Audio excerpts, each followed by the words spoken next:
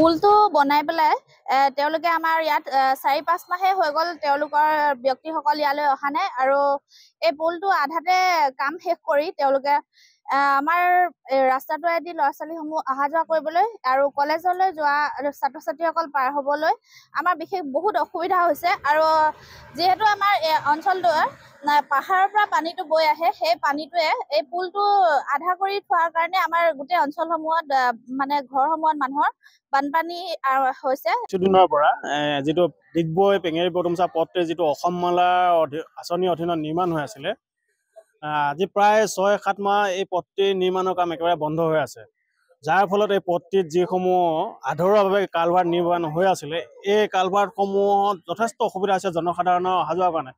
বিদ্যালয়ৰ ছাত্ৰ ছাত্ৰীৰ লগতে ৰোগী অহা যোৱা সাধাৰণ জনসাধাৰণৰ একেবাৰে বহুতো অসুবিধা হৈছে। তাৰোপৰি বিধ্বস্ত পথটো মেৰামতি নকৰাৰ কাৰণে এই অঞ্চল বিশেষকৈ পেঙেৰি বৰডুমচাৰ পৰা আৰম্ভ কৰি এই অঞ্চলত বিশেষকৈ বাপাপুং অঞ্চলৰ যিসমূহ ৰাইজৰ যাতায়াতত একেবাৰে অসুবিধা হৈছে।